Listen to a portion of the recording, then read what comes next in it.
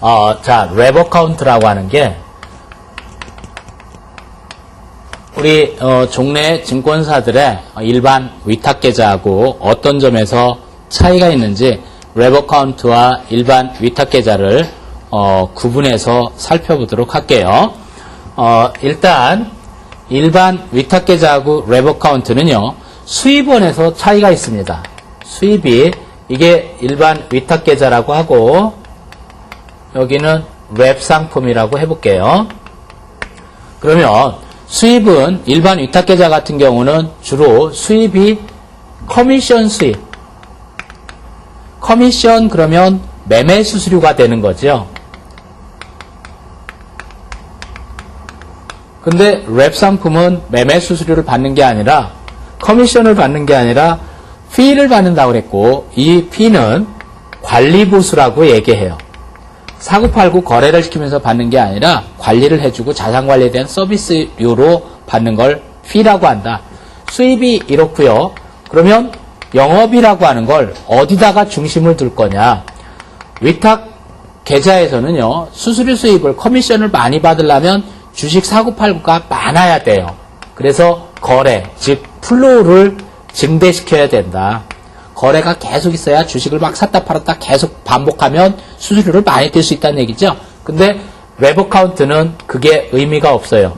즉 잔고를 증대시켜서 잔고 증대의 목표가 있고 이거는 스톡 개념이에요. 스톡 개념이 영업의 중심이 되고 그러면 경쟁력은 어디서 경쟁력의 원천이 생기냐. 이 위탁계좌는 사고팔고 거래를 많이 하려면 개별 종목을 잘 발굴해야 돼요. 개별 종목의 발굴 능력. 그러니까 오늘 사가지고 내일 딱 얼마 먹고 빠져나올 수 있는 샀다 팔았다 할 수 있으려면 오늘 사서 내일 팔고 뭐 또는 오늘 사서 오늘 팔고 먹고 빠질 수 있는 단타 종목들을 잘 찾아내야 이 수수료를 많이 걷어낼 수 있겠죠. 그런데 랩어카운트는 그렇게 거래 수수료를 받는 게 아니기 때문에 고객들의 포트폴리오를 어떻게 잘 짜줄 거냐. 그걸 포트폴리오 구축 능력이라고 그래요. 포트폴리오 구축을 잘해야 되겠다. 이런 얘기고 고객 관계는 어떻게 되느냐. 위탁계좌 같은 경우는요. 고객 관계가 주로 일회성, 단기적이에요. 한번 수수료 받고 그럼 끝나버린다는 얘기인데 이 랩어카운트는 고객의 재산을 장기적으로 관리해주는 장기적인 고객, 즉 안정적 관계가 생기고요. 대리인 문제, 에이전시 코스트라고 그러죠. 대리인 문제가 발생하느냐. 일반 위탁계좌는 아주 항상 대리인 문제가 상존합니다. 즉 나는 고객한테 주식을 사라고 하고 팔으라고 하고 계속 권하면서 사고팔고 매매가 있을 때마다 영업매는 수수료를 떼어요. 근데 사고팔고 하면서 돈을 계속 버는 게 아니라 손실이 생겼다. 그럼 고객은 오해의 소지가 있어요. 지는 수수료 받아먹으려고 주식을 사고팔고 잔뜩 시켰구나. 그리고 고객 재산은 감소하고 그러면 싸움 날 수가 있어요. 이걸 대리인 문제라고 하는데 이 랩어카운트에서는 대리인 문제가 발생할 일이 거의 없죠. 크게 감소하고요. 그러면 고객은 위탁계좌에서는 만족도가 낮은데 랩어카운트에서 거래하는 고객들은 고객 만족도가 높아진다는 얘기죠. 그러면 증권사들은 핵심 업무를 어느 쪽으로 보냐면 이 위탁계좌 중심으로 해서 소득원이 나올 때 이런 업무는 핵심 업무가 브로커리지라고 그래요. 그런데 랩어카운트는 브로커리지가 아니라 주로 투자은행이라고 해서 인베스트먼트 뱅킹 체제로 바뀌게 됩니다. 이걸 인베스트먼트 뱅킹이라고 해요. 이렇게 위탁계좌와 랩어카운트 계좌는 계좌를 운용 관리하는 측면에서도 차이가 발생하더라. 이런 얘기고요. 자, 그러면 이 랩어카운트는 증권사의 랩어카운트는 어떤 장단점이 있느냐. 장점이라고 하는 부분하고요. 단점이라는 부분을 나누어서 보도록 할게요. 자, 그런데 이 장점과 단점은 여러 측면으로 볼 수 있는데 투자자 입장에서 장점이 있고 단점이 있고요. 또는 증권회사 측면에서 증권사 측면에서 장단점이 있을 수 있고 영업사원 측면에서 장단점이 있을 수 있어요. 자, 투자자는 랩어카운트로 운용하면 어떤 장점이 있냐? 첫 번째는 저렴한 거래 비용. 주식을 사고팔고 하면 계속 수수료가 커미션이 뛰어나가죠. 그래서 계좌에서 계속 돈이 나가야 되는데 이 랩어카운트로 운용하면 피만 받으면 되기 때문에 피상적으로 피로 지불이 끝나버려요. 그래서 연 기준으로 한꺼번에 끝나기 때문에 비용이 적고요. 두 번째는 전문적인 상담 서비스. 머니 매니저를 직접 만난다라든지 이런 것들은 컨설팅을 직접 받기가 작은 돈을 운용하는 고객들은 더 택도 없는 얘기고 만나기가 어려워요. 근데 내가 누군가하고 상담을 하면서 머니 매니저를 만나가지고 향후 전략을 어떻게 세우고 이런 금융시장에 대한 전문적인 상담 서비스를 받을 수 있다는 얘기고요. 그리고 세 번째는 전문적인 자산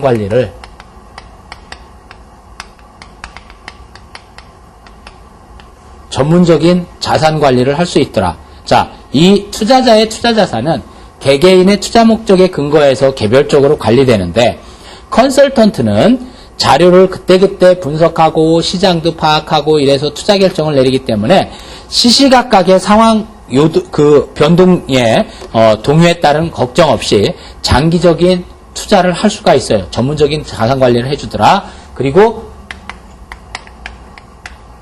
지속적인 운용 성과 평가. 지속적인 운용 성과 평가를 해주더라.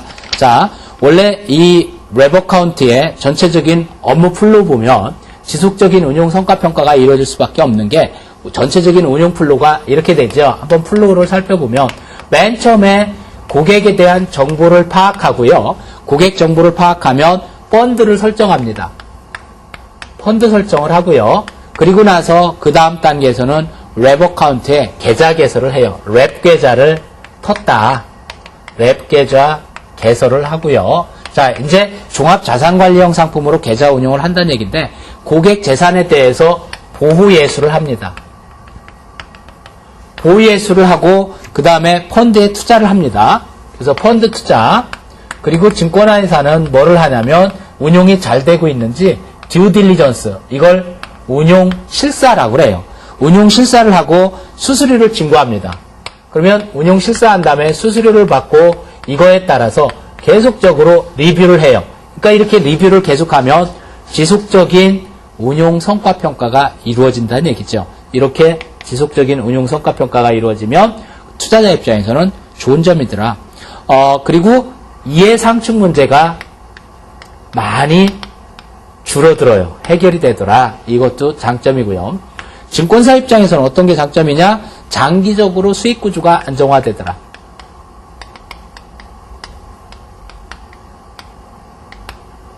그냥 위탁매매 수입에 의존하던 증권사들은 그때그때 주식거래가 활성화되면 활성화되는 데서 수수료 많이 벌고 주식거래가 활성화되지 않으면 그냥 어렵게 회사 근근히 유지하고 이렇게 되는데 이 랩어카운트는 잔고 대비 피를 받기 때문에 증권사에 들어온 잔고가 10조 원이다. 그럼 10조 원에 2% 이런 식으로 피를 받기 때문에 장기적으로 시장의 부침에 영향을 받는 게 아니라 전체 잔고에 따라서 수익 구조가 안정화가 되더라. 이런 얘기고요. 그 다음에 업무 분야가 확장이 되더라. 매일 주식이나 사고팔고 하는 그런 브로커리지가 아니라 업무를 할 수 있는 범위가 굉장히 커지고요. 그리고 고객과의 분쟁이 생길 수 있는 이해상충 부분이 많이 없어지더라. 이해상충이 해결이 되고요. 그리고 영업사원들이 틈만 되면 독립하려고 하는 이 영업사원의 독립성은 약화되더라. 회사에 의존해가지고 고객과 장기적인 관계를 맺어야 영업을 할 수 있게 되는 이런 시스템으로 바뀌더라. 그러면 영업사원은 어떤 장점이 있느냐? 영업사원 입장에서는 이해상충 문제 해결되는 게 굉장히 크지요. 손님하고 분쟁 문제가 이해상충이 해결되는 게 가장 크고요. 이런 장점들이 있다라면 단점도 있어요. 투자자 측면의 랩어카운트는 어떤 단점이 있냐면 만약에 시황이 침체됐다 하더라도 시황 침체 시에는 수수료가 부담이 되더라. 일반 위탁계좌에서는 시황이 침체되면 주가가 떨어지면 주식 사고팔고 안 하고 가만히 웅크리고 있으면 된다고 그랬어요. 그러면 수수료 안 나가죠. 근데 이 웹어카운트는 시황이 침체돼서 하나도 매매 안 하고 있어도 시간이 흘러가면 피를 잔고 기준으로 떼가기 때문에 수수료 부담이 있더라. 이게 단점이고요. 또 하나는 불필요한 서비스에 대한 대가. 불필요한 서비스 대가를 지불해야 돼요. 이런 거예요. 저 같은 경우에는 거의 폰맹이에요. 전화를, 핸드폰을 많이 안 씁니다. 핸드폰을 제가 써봤자 어떤 것만 쓰냐면 전화 거는 거, 전화 받는 거, 문자 보내는 거, 문자 받는 거. 이게 거의 끝이에요. 근데 요새 나오는 핸드폰에는 카메라 기능 내장돼 있죠. 인터넷, 다양한 정보를 활용하고 게임까지 하고 엄청나게 많은 정보를 담고 거기에서 할 수 있는 기능을 많이 해놓고 비싸게 팔아요. 그러면 나는 전화 걸고 받고 메시지만 확인할 수 있으면 되는데 불필요한 기능 때문에 내가 비싼 핸드폰을 사야 돼요. 나는 실버폰이면 되는데. 자, 그러면 이게 뭐냐? 내가 안 쓰는 거에 대한 비용도 낸다는 얘기인데 웹어카운트에서는 종합적인 자산잔고 서비스를 해준다고 해서 피를 다 떼어갔는데 나는 그렇게까지 서비스 필요 없어. 이런 사람 것도 다 떼어가. 그러면 불필요한 서비스에 대해서 대가를 지불해야 되는 이런 부분은 단점이더라. 이런 얘기고요. 증권사 측면에서 단점은 어떤 게 있느냐? 회사 측면에서 단점은 웹어카운트는 FP가 필요하고 FP 자격증을 또 따야 되고 그래서 직원들을 종합자산관리 업무를 취급하게 하려면 재교육을 시켜야 돼요. 그리고 재교육 비용만 들어가는 게 아니라 시스템도 다시 갖춰야 돼요. 전산 시스템이나 이런. 그래서 시스템 비용이 또 엄청나게 투입돼야 됩니다. 그리고 수수료 수입으로 볼 때는 수수료 수입 총액은 감소할 우려가 있어요. 왜? 주식을 뺑뺑이 돌려가지고 사고팔고 막 하면 수수료를 많이 받을 텐데 이 웹어카운트는 가만히 앉아있으면서 잔고를 받기 때문에 전체 수수료를 볼 때는 막 사고팔고 매매해서 받는 수수료보다 작아질 수 있겠죠. 영업사원은 어떤 게 단점이냐? 회사로부터 독립성이 약화돼. 그러니까 영업사원의 독립성이 약화되는 게 증권회사 입장에서는 장점이라면 영업사원 입장은 단점이죠. 회사로부터 독립을 마음대로 못한다. 독립성이 약화된다 하는 게 단점이고요. 그리고 영업사원들도 매매해가지고 수수료를 많이 거둘 수 있는데 필요하면 수입 총액이 감소 우려가 있어요. 이런 것들은 웹어카운트 취급에 따른 단점이더라. 이렇게 구분해 보도록 하고요.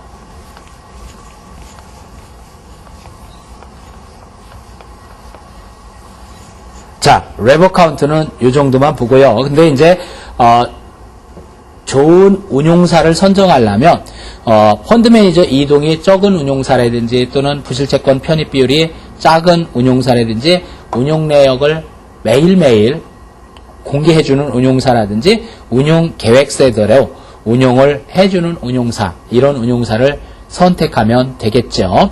자, 이제 기타 특이한 상품으로 이런 상품들을 비교해 보도록 할게요. 주가지수에 관련되어 있는 상품으로 ELD나 ELS, ELF 또는 이걸 ELS 펀드라고도 해요.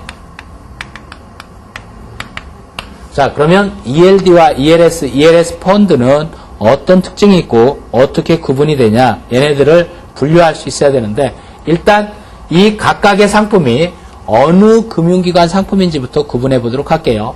ELD는 일단 은행 상품이고요. ELS는 증권 상품이고 ELF, ELS 펀드는 투신, 즉 자산운용사 상품이다. 이렇게 분류해 놓고 보죠. 자, 이 ELD라고 하는 거는 투자 형태가 뭐냐면 정기예금으로 돼요. 그래서 정확한 명칭으로는 주가지수 연동 정기예금 이렇게 얘기하죠. ELS는 유가증권으로 매입합니다. 유가증권으로 투자하고요. ELF 또는 ELS 펀드는 펀드에 가입하기 때문에 매입을 수익증권을 매입하면 돼요. 자, 그러면 상품 구조는 어떻게 되어 있는 거냐? 이 ELD라고 하는 거는 워런트형 또는 ELS와 예금 또는 워런트와 예금 이런 식으로 되어 있어요. 정기예금에 워런트형 또는 워런트에다가 플러스 예금이라고 하는 게 가미되어 있는 거지요. 근데 증권사에서 판매하는 ELS는 결합형 ELS가 있고요. 그리고 워런티형 ELS가 있어요. ELS는 결합형, 워런티형.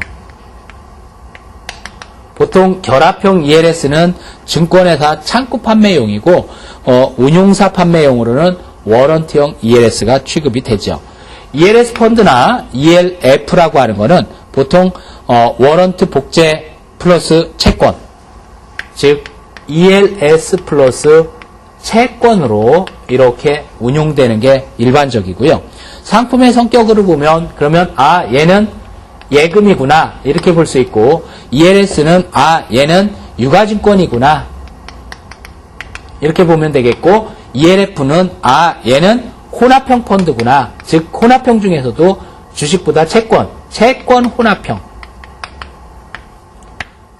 혼합형 펀드구나 이렇게 보면 되겠죠. 자, 원금 보장 여부를 살펴보면 ELD는 예금자 보호법도 적용될 뿐만 아니라 원금이 보장됩니다. 운용해서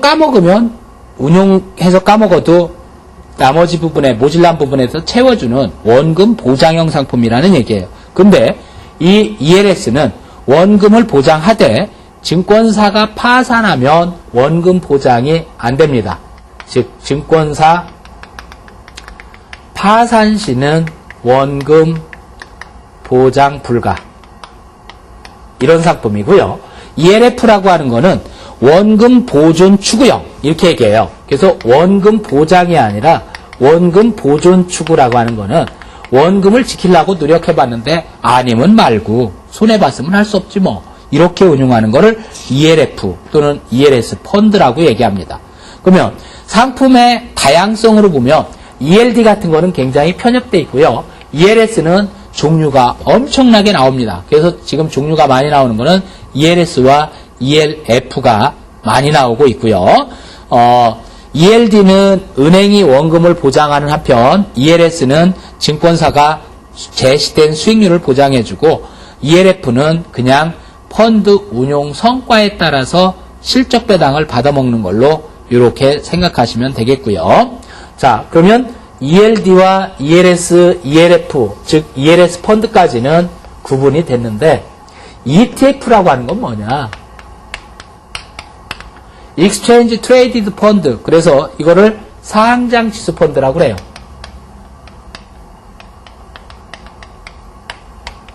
상장 지수 펀드는 현물 지수를 주식처럼, 하나의 주식 종목처럼 거래할 수 있도록 기존의 추가형 인덱스 펀드를 변형시켜서 거래소에다가 상장시켜 놓은 상품인데, 이건 쉽게 얘기하면, 이 지금 말씀드린 걸 쉽게 얘기하면 이거나 똑같아요. 인덱스 펀드에다가 플러스 주식, 이 인덱스 펀드를 주식 거래처럼 리얼타임으로 수시로 거래할 수 있는 거를 ETF, 즉 상장지수 투자신탁 또는 상장지수 펀드라고 해요. 그래서 코스피 200 이런 데다가 현물지수에 투자했던 거하고 똑같이 수익률이 창출될 수 있도록, 즉 거래소에서 주식 한 주 사듯이 코스피 200 지수를 한 주 이렇게 사는 거예요. 그래서 주식과 인덱스 펀드의 장점을 모두 겸비한 새로운 투자 상품을 ETF라고 한다. 그래서 이 ETF는 어떻게 하는 거냐면, 거래가 예를 들어 보면 코스피 200 지수 대상으로 해서 지수 대상 장내 거래, 이것도 상장이 돼 있어야 되겠죠. 그러니까 ETF도 상장을 시킵니다. 장내 거래를 하고 있고요. 이 실시간으로 전화를 HTS라든지 또는 전화 주문도 가능하더라, 이런 특징을 갖고 있고요. 또 다른 특징은 뭐냐면 얘는 선물과 달리 만기 제한이 없어요. 만기 제한이 없고, 그리고 이 ETF는 운용하는데, 투자 운용하는데 금액 제한도 없어요. 상장 지수펀드는 이런 특징을 갖고 있더라. 자, 이렇게 ETF까지 해서 증권회사 상품을 마무리해 보고요.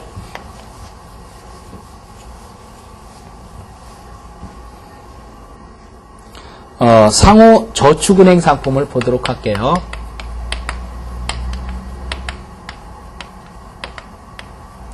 상호저축은행 상품은 시험 문제에서 그렇게 출제가 많이 되는 편은 아니에요. 상호저축은행은 주로 영세 상공인과 일반 서민들을 위한 금융기관이다. 그러니까 은행의 문턱을 낮춰주려고 만든 것이 상호저축은행이다. 이렇게 보면 되죠. 그래서 상호신용금고라고 옛날에 명칭을 지었던 이 상호저축은행은 상호신용계나 또는 신용부금 업무, 예적금 업무, 자금 대출 또는 어음 할인, 내외국환, 보호예수 업무, 금융기관 대리 업무 이런 것들을 상호저축은행에서 주로 취급하고요. 상호저축은행의 그럼 주요 저축상품은 뭐냐?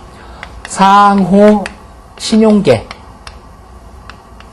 상호신용계라고 하는 것은 추첨이나 입찰로 금전을 급부하는 이런 상품이고요. 그 다음에 신용부금이라는 게 있어요. 이 신용부금은 개가 변천된 형태라고 그랬죠. 은행의 상호부금, 상호저축은행의 신용부금. 그래서 이 신용부금은 가입 즉시 대출이 이루어지는 대출형 상품이라고 그랬어요.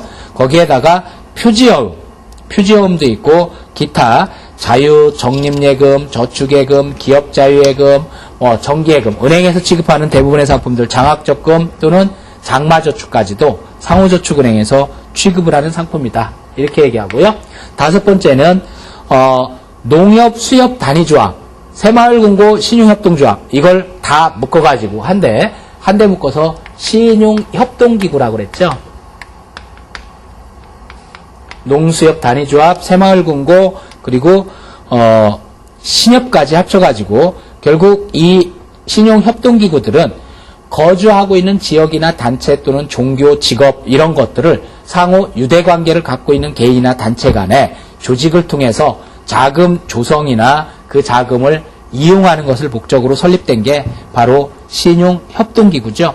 여수신 업무뿐만 아니라 문화, 복지, 후생사업, 조합원, 교육사업, 지역사회개발사업 이런 것들을 취급하는데 주로 이 신용협동기구 상품들은 정기예탁금이라든지 또는 보통 예탁금이라든지 자립예탁금 또는 주로 예탁금 형태로 되어 있는데 신용협동기구 상품 중에 가장 대표적으로 알아둬야 될 하나의 상품은 뭐냐면 농어가 목돈마련저축.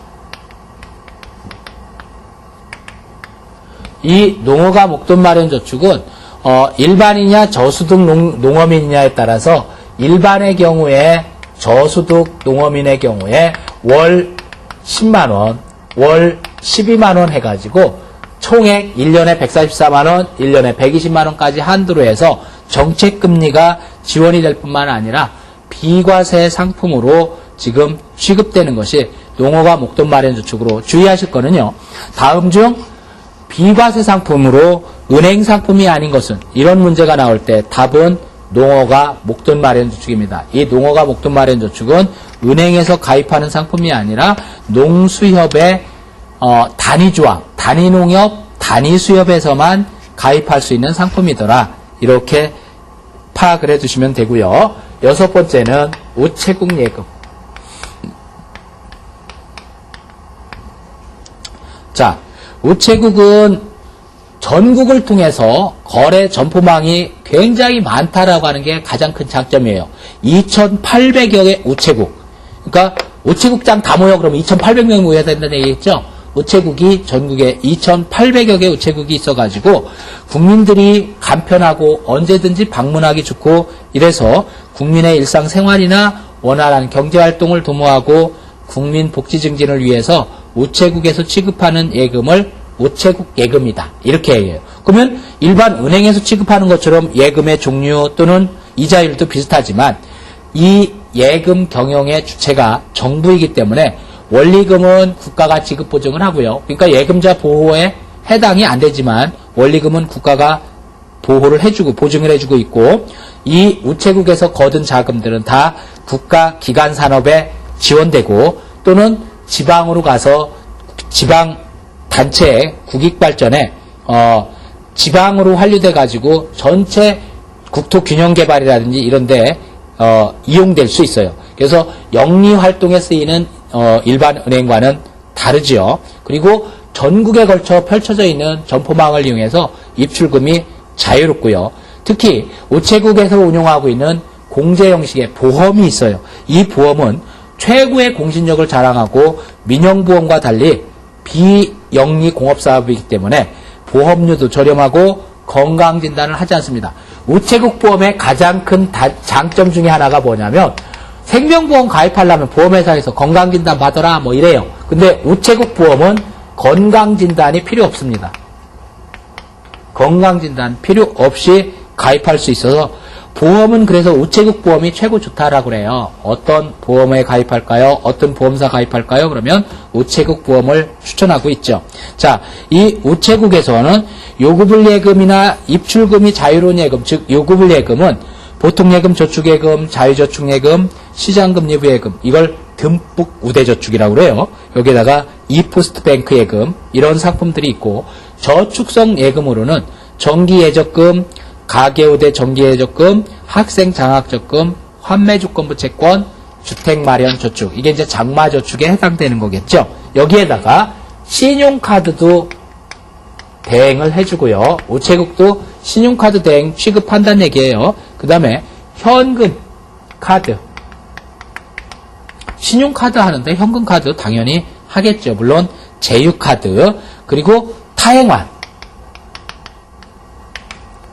다른 금융기관에다가 돈을 송금할 수도 있고 돈을 받을 수도 있고 이런 걸 타행환 온라인이라고 하죠. 그 다음에 CD 공동망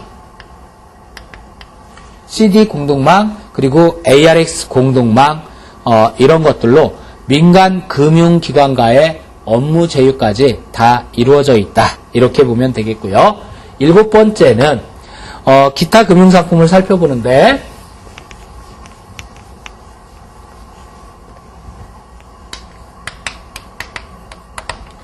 기타 금융상품으로는 대표적인 것이 ABS가 있어요. 자, Asset Backed Security. 그래서 이걸 뭐라고 하냐면 자산 유동화 증권이라고 그러죠. 자, 자산 유동화 증권은 기본적인 개념, 즉 자산 유동화의 구조가 어떻게 됐고 종류와 이네들의 자산 유동화 증권의 발행 방식들 이런 것들을 살펴보도록 하죠. 일단 자산 유동화의 구조를 먼저 설명을 드려보도록 하겠습니다. 일단 자산 유동화를 시키려면 여기 SPV 또는 SPC라고도 하는데 이걸 뭐라고 하냐면 자산 유동화 전문회사라고 그래요. 이 자산 유동화 전문회사가 뭘 유동화시키냐면 여기에 금융기관들이 주로이겠지만 자산의 보유자가 있어요. 자산 보유자로부터 자산을 양도받고 이쪽에다가는 자금을 주는 이런 시스템인데 자산 보유자는 여기에 원래 채무자, 즉 원채무자로부터 뭘 받기로 되어 있냐면 채권을 갖고 있어요. 어떤 채권이냐? 대출 채권일 수도 있고 주택저당 대출일 수도 있고 뭐 카드 채권일 수도 있고 카드론 뭐 이런 다양한 할부 채권이라든지 이런 받을 돈들이 금융기관은 원래의 채무자에게 있어요. 그러면 이 원래의 채무자가 여기다 돈을 갚으면 이 돈 들어온 걸 기초로 해서 여기서 자산 양도받았으니까 그걸 기초로 발행하는 증권을 ABS라고 해요. 그래서 ABS를 발행하면 여기에 투자자들이 물론 개인이나 법인 마찬가지겠습니다만 투자자들이 ABS를 사고 자금이 들어와요. 단 얘가 여기다 돈을 갚는다라는 것을 기초로 해서 발행한 증권을 ABS라고 하기 때문에 여기에서 투자자들은 무조건 이 ABS를 다 산다라고 장담하기가 어려워요. 그래서 이 ABS는 꼭 SPV, 즉 유동화 전문회사는 무슨 과정을 거쳐야 되냐면 신용 보강 과정을 거칩니다. 신용 보강은 두 가지 방법이 있어요. 내부 보강을 할 수도 있고 외부 보강을 할 수도 있어요. 자, 내부 보강을 한다라는 얘기는 이 유동화 전문회사가 충당금을 갖고 있어. 예를 들어서 여기서 이쪽에 돈을 갚는 걸 기초로 해서 채권을 발행했는데 증권을 발행했는데 얘가 만세 부르고 돈 안 갚으면 어떡하냐? 돈 안 갚으면 우리가 갖고 있는 돈 줄게. 충당금으로. 이렇게 하는 건데 돈을 안 갖고 있는 경우가 많아요. 그래서 외부 보강을 씁니다. 이게 바로 뭐냐면 보증이나 지급보증이나 보험 이런 걸 통해서 얘가 돈 안 갚으면 이 채권은 국민은행이 돈 대신 줘. 이렇게 국민은행이 지급보증 서 있어. 이렇게 하면 투자자들은 믿고 자금을 투입해서 ABS를 사지요. 자, 이런 구조로 되어 있기 때문에 이 자산 유동화 전문회사는 자산을 양도받고 채권을 발행한 게 ABS인데 여기에서 이 자산을 어떻게 양도받냐에 따라서 자산 유동화 증권은 이렇게 구분됩니다. 패스스루 방식과 페이스루 방식. 자, 패스스루 방식이라고 하는 건 뭐냐면 이렇게 하는 거예요. 원채무자가 지금 금융기관에 갚아야 될 돈이 1억이다. 근데 한 달에 월 50만 원씩 갚아 나간다. 이렇게 해볼게요. 20년 동안 갚기로 했다. 뭐 이렇다라면 50만 원씩 매달 갚아 나가는데 1억 중간에 상환이 안 될 수도 있고 떼먹을 수도 있고 그래요. 그런데 이때 이 금융기관이 이 1억 원에 대해서 자산 유동화 전문회사에다가 채권을 넘기는데 8천만 원에 넘겼다. 그러면 8천만 원을 넘겼는데 이 원채무자는 누구한테 갚으면 되냐면 그러면 자산 유동화 전문회사가 여기다가 수탁기관으로 지정한 트러스티라고 그러죠. 수탁기관으로 지정한 회사에다가 대신 내라. 이렇게 해서 이 1억 원의 채권을 전부 양도했으면 그걸 패스스루 방식이라고 그래요. 전부 양도하면. 페이스루 방식은 뭐냐? 1억 원을 전부 양도한 게 아니라 매달 50만 원씩 납부해. 그러면 50만 원에 대해서만 양도해. 그러면 얘가 디폴트 했을 때, 안 갚는다고 했을 때 위험을 누가 지느냐? 패스스루 방식은 전부 양도됐기 때문에 얘가 안 갚아도 금융기관은 안전해요. 왜? 다 팔았으니까. 얘가 손해를 보는 거죠.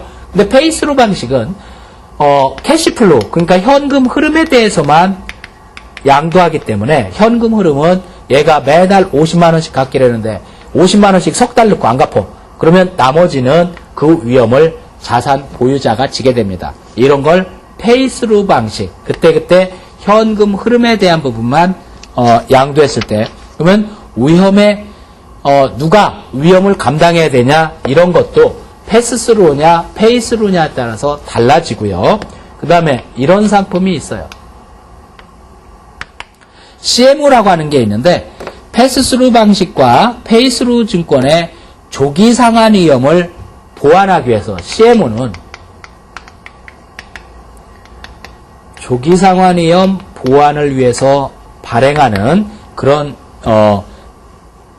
일종의 페이스스루 증권의 일종인데 종전의 유동화 증권이 기초자산의 포트폴리오하고 동일한 만기를 갖게 발행되는데 조기상환 위험이 있어요. 예를 들어서 다 갚겠다. 지금 한꺼번에 원리금을 다 갚겠다. 그러면 이 통상 CMO는 몇 단계로 이렇게 나눠져서 발행되는데 선순위 등급의 채권 소지자는 후순위 등급보다 먼저 원리금을 지급받고 그에 따라서 이자율이 각각 다르게 이렇게 설정되는 걸 CMO, 계층별로 해서 조기상환 위험의 보완책으로 발행된 걸 CMO라고 한다. 그 다음에 ABB라는 게 있어요. ABS는 Asset Backed Security지만 ABB는 Asset Backed Bond이기 때문에 이 자체가 자산을 담보로 자산 보유자가 발행하는 채권을 ABB, 즉 이거는 자산 담보부 증권이라고 그래요. 자산을 담보로 새로 발행하는 채권. 그러니까 이거는요.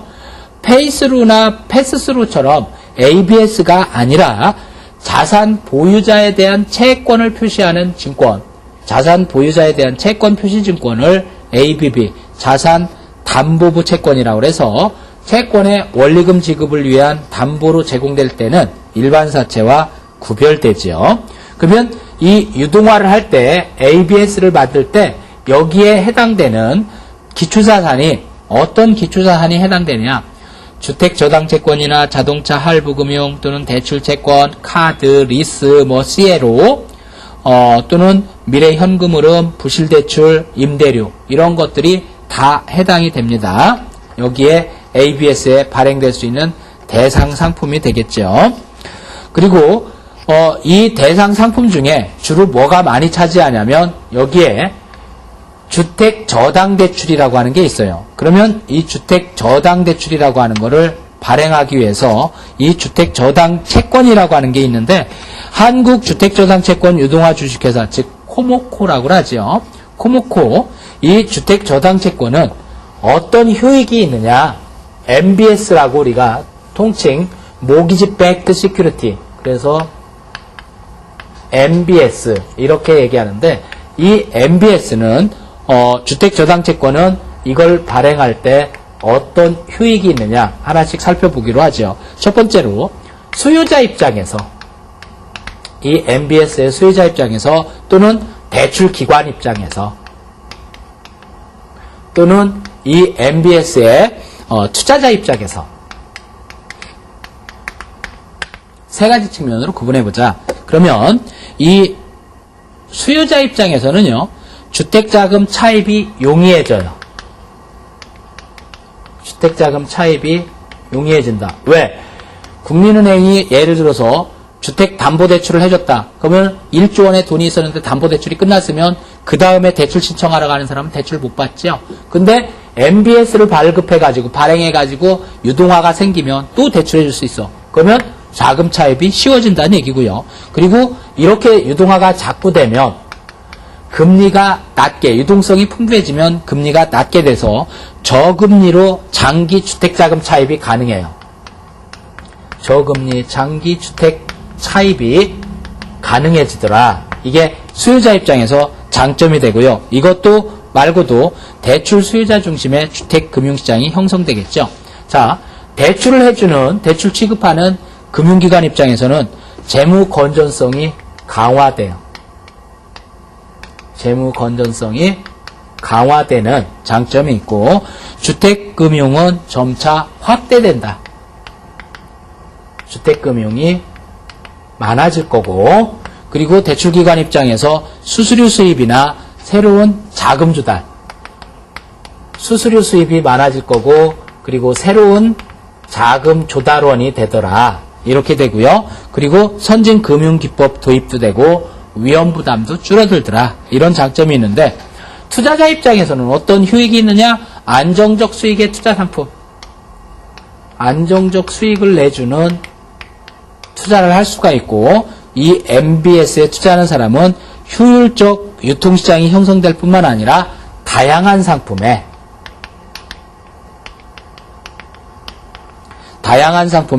투자자의 이익 보호장치까지 있어요. 투자자 보호장치, 이런 것까지 다 갖춰진 것이 MBS라, 이런 얘기고요. 그리고 이렇게 운용하는 것 중에 부동산 투자 신탁, 즉 리츠라고 하는 상품이 있어요.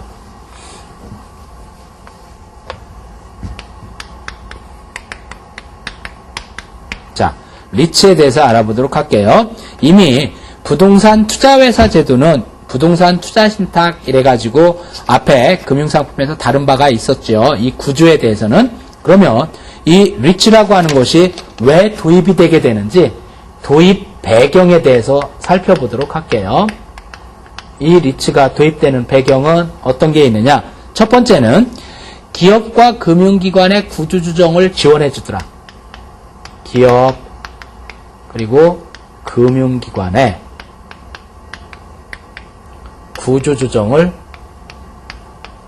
지원해주는 이런 기능을 하고요. 두 번째 배경으로 보면 부동산 경기를 활성화시킨다.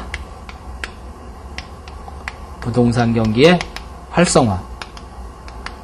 자, 왜냐하면요, 부동산이 거래가 잘 안 된다든지 경기가 나쁘다든지 그럴 때 이 리츠가 도입돼가지고 작은, 즉 소액 금액 가지고도 부동산 투자를 할 수 있게 이런 제도가 생겼어요. 그러면 소액 금액 가지고도 부동산 투자가 이루어지면 이 리츠로 통해서 부동산 투자가 활성화되고 그러면 경기가 좋아진다는 얘기고요. 세 번째는 대규모 부동산에 대해서 투자 기회를 제공해준다. 대규모 부동산 투자 기회 제공. 자, 큰 덩치로 되어 있는 부동산은 돈이 적은 사람들은 감히 엄두도 못 내요. 예를 들어서 63빌딩 옆을 지나가면서 저런 빌딩 하나 있었으면 좋겠다. 근데 내가 63빌딩을 산다라고 하는 거는 감히 엄두도 못 내요. 근데 내가 63빌딩의 주인이 될 수 있는 방법이 있어요. 뭐냐? 전국에서 100만원, 1000만원씩 돈 있는 사람들한테 부동산에 관심 있는 사람들 다 모았더니 10만 명이 모아졌다. 그럼 갖고 있는 돈 다 모아봅시다. 그래서 리츠를 결성해요. 그러면 리츠가 만들어져가지고 돈을 모았더니 1조 원이더라. 63빌딩 1조 원에 사겠소. 그래서 사요. 근데 나는 100만 원밖에 투자 안 했어요.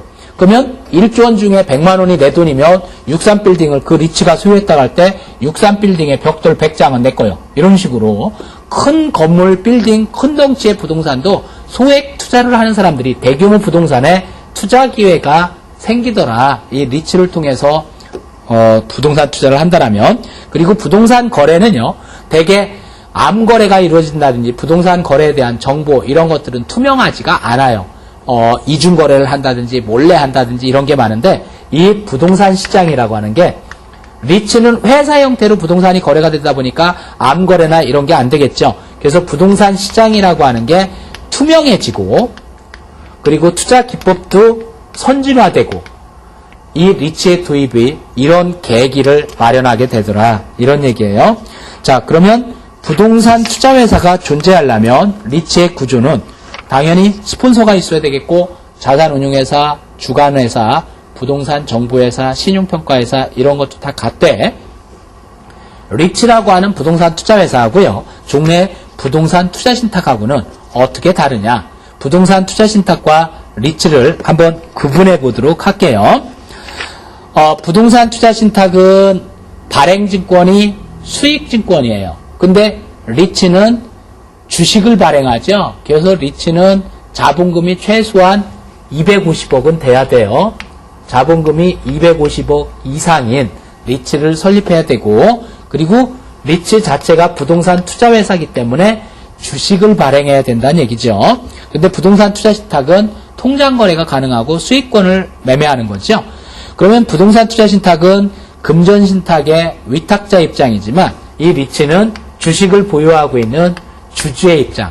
리츠로 부동산을 투자하면 주주의 입장이 된다는 얘기고요.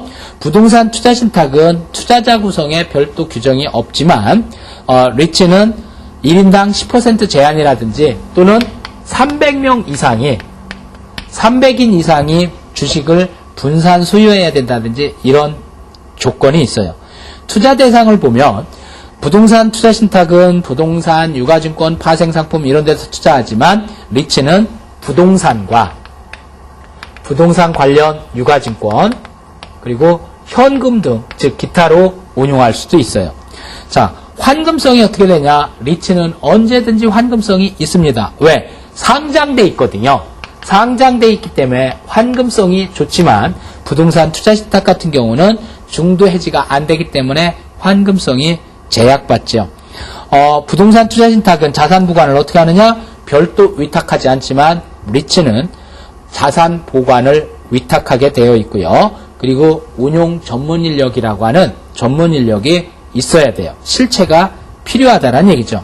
이렇게 종래 부동산 투자신탁과 리츠를 비교해서 구분을 해봤는데, 이런 기타 상품까지 제2금융권 상품까지 전체 금융상품은 결국 은행의 예금 계정, 신탁 계정뿐만 아니라 제2금융권으로 증권회사, 종합금융회사, 투자신탁, 그리고 상호저축은행이라든지 상호저축은행이라든지 우체국 예금이라든지 신용협동기구라든지 이런 전체 금융기관의 상품과 기타 금융상품으로 이렇게 분류해서 각각의 특징들을 정리해 주시면 되겠습니다.